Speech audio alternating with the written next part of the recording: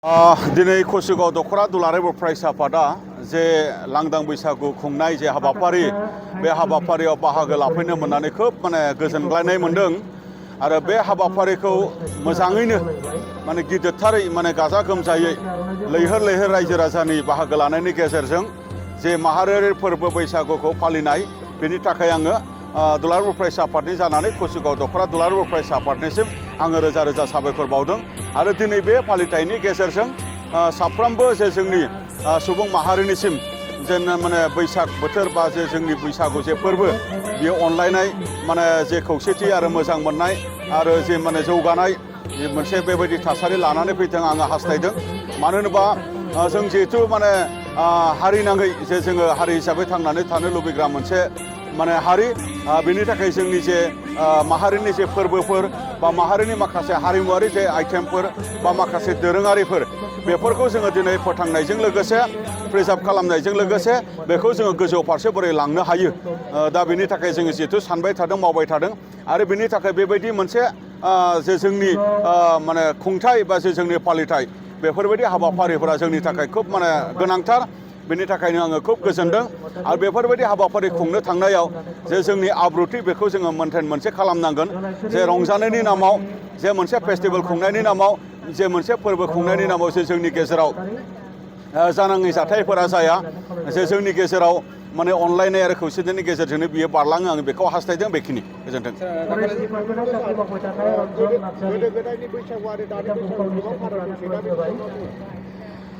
गोदो गोदायनि बैसागु आरो दानि जे बैसागु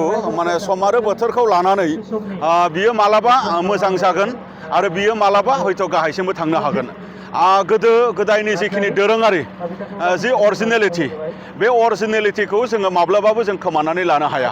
बे अरिजिनेलिटिया गेजेर ससेयाव गोबां खारननि थाखाय एसे गोमालांनो नागिरनाय बेबायदि मोनसे थासारि जादोंमोन जायखौ जोङो गोरों गोरा मानसिफोरनिफ्राय बोसोन लानानै गोरों गोरा मानसिफोरखौ लानानै जोङो वार्कशप खालामनानै आरो गोरों गोरा मानसिफोरखौ लानानै जे जोंनि लाइमोनफोरनो जोङो फोरोंथाय होनायनि गेजेरजों बा जोंबो फोरोंथाय लानायनि गेजेरजों जे जोंनि गुबै जे फोरबो आरो गुबै जे दोरोङारि जे दामजु बा गुबै जे जोंनि हारिमुवारि जे मेथाइ बेफोरखौ जोङो दिनै लाबोफिननायनि गेजेरजों मोनसे डिसिप्लिननि गेजेरजों बेखौ जोङो दिनै खुंनो जोङो बा बेबायदि मोनसे थासारि जोङो सोरजिनो नाजादों आरो जे फोरबोखौ जोङो दिनै मुलुगनाङै गायसननांगौनि बाथ्रा थाबाय जेराव जोंनि हारिमु आरो सिनायथिया बेवहाय लोब्बा जानानै दङ बेनि थाखाय जोङो जे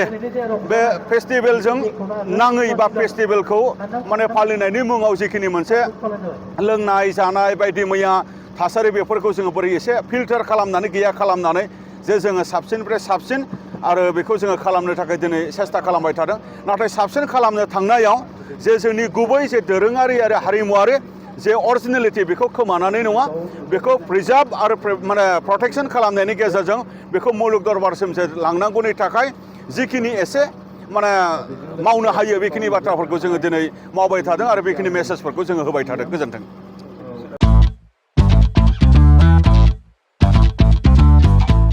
गोजोनथाव खौरां नोंथाङा नोंथांनि गला एबा अफिस फसंथानफोरखौ जोंख्लाब माख्लाब साजायनो गोसो गैया नामा? नोंथांनि गलाफोरखौ बायदि बायदि रोखोमनि जोंख्लाब माख्लाब खालामनानै साजायनो थाखाय क'क्राझार नोगोरनि सिङाव थानाय गौरां भेलि हटेल साखाथियाव चाणक्य आर्ट एन्ड डिजाइन गलाया लानानै फैदों बायदि बायदि रोखोमनि आर्ट डिजाइन। क'क्राझार नोगोरनि सिङाव थानाय गौरां भेलि हटेल साखाथियाव चाणक्य आर्ट एन्ड डिजाइन गलाया नोंथांमोननि थाखाय लानानै फैदों नोंथांनि गलाखौ जोंख्लाब माख्लाब खालामनो गोबां रोखोमनि आर्ट डिजाइन। बेफोर आर्ट डिजाइनफोरनि गेजेराव दं 3D signboard, 2D signboard, acrylic trophy, ACP panel, name प्लेटार्स, रेट्र', रिफ्लेक्टिभ साइनबोर्ड, नियन साइनबोर्डफोरनि आर्ट डिजाइनफोरखौ नोंथाङा चाणक्य आर्ट एन्ड डिजाइन गलानिफ्राय मोनफुंनो हागोन। बेनि अनगायैबो इनग्रेभिं सार्भिस, आर्क्राइलिक लेटार काटिं, MDF जालि काटिं, लग', ग्राफिक्स डिजाइन आरो कास्टमाइज गिफ्ट आइटेम्सफोरखौ नोंथांमोननि गलानि थाखाय चाणक्य आर्ट एन्ड डिजाइन गलाया लानानै फैदों आर्ट डिजाइन। गोबां बाथ्रा मिथिनो थाखाय नोंथाङा नैबे 9706125636 6900981649 जानबुं नम्बरनि गेजेरजों खौरां लाहरनो हागोन।